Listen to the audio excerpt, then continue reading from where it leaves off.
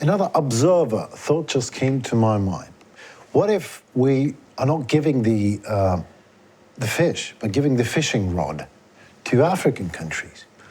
What if to make the Central Africa a producer of grain?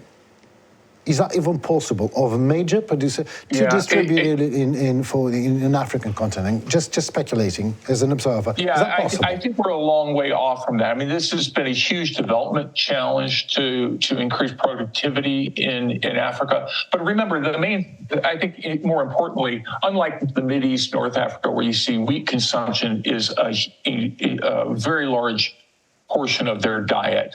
Bread consumption may be, over 50% of calories coming in a household. It's much less in many areas of Africa. You see some wheat consumption along the east coast of Africa. So if you look at Ethiopia, Somalia, those are traditional wheat producers.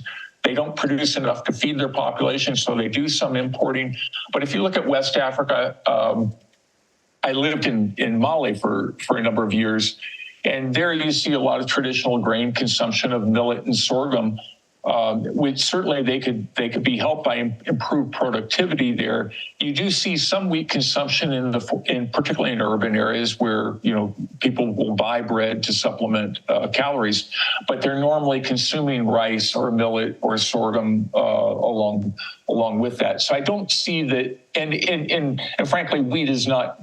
The climate is not suited for wheat production in Central Africa, where you mentioned, again, drier areas, some drier areas, or more temperate areas, I guess I should say, like Southern Africa, again, East Africa, you see some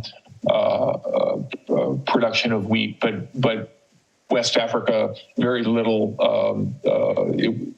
maize, yes, a little bit more potential for maize production there. But I think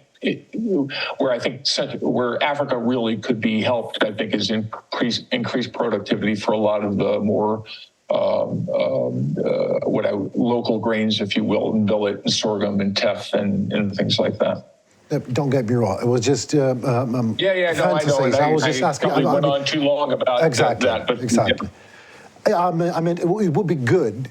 It would be perfect. Yeah, of course, it is a huge challenge, but maybe that will be this is the huge challenge that the world is going through now. So why not for Central Africa to change? And look, there's certainly, look at the U.S. So the U.S. was an enormous. Prior to the growth of Russia and Ukraine, U.S. was one of the largest exporters of wheat in the world.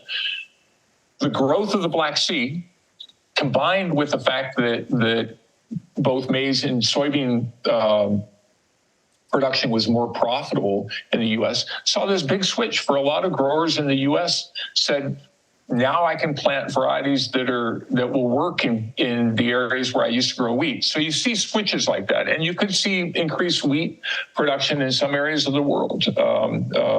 Look at India. India was exported 5 years ago. Exported maybe 1 ton a year, maybe 2 tons, 2 million tons. This past 2 years, they were exporting 8 million tons each year. So there are areas of the world that when prices are high, they plant more wheat and they're able to sell it. So again, you're right about that. The sense that if there's a long-term absence from the market will compensate by seeing, with higher prices, and that will bring in more production from somewhere.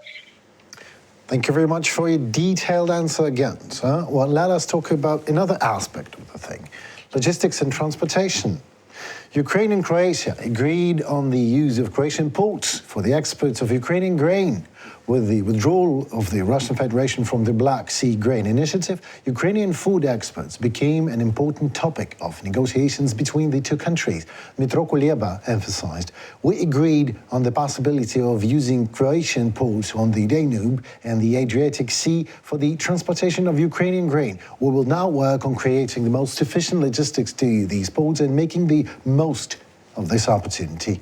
Every contribution to unlocking exports, every door opened is a real, effective contribution to world food security. Is it even real? And is it profitable to use Croatian ports for Ukrainian grain? What do you think? Yeah, I'm skeptical, I guess. I mean, I think that again, I can certainly understand, either by bringing grain to Croatian ports on the Danube or to the Adriatic.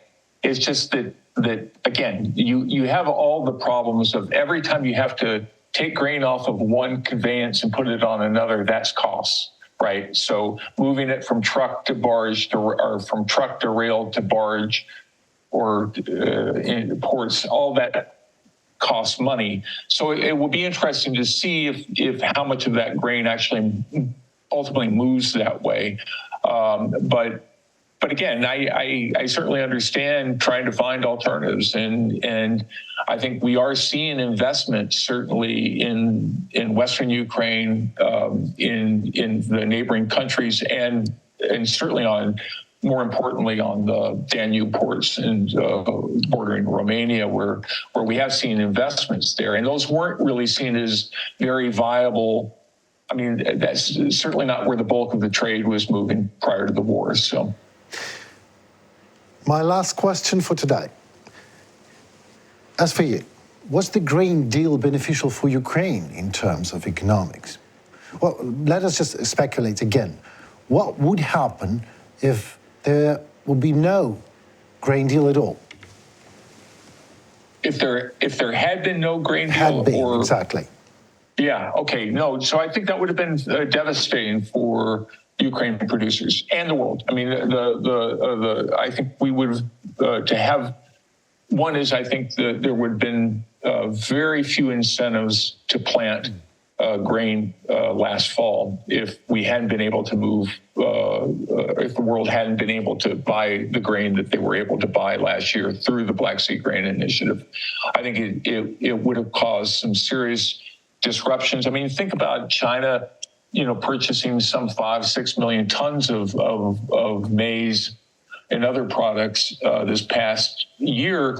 That would have had to come out of somewhere else, and I think that we would have seen higher prices. So I think there's no question the world, both the world and Ukraine, gained immensely from the Black Sea Grain Initiative, and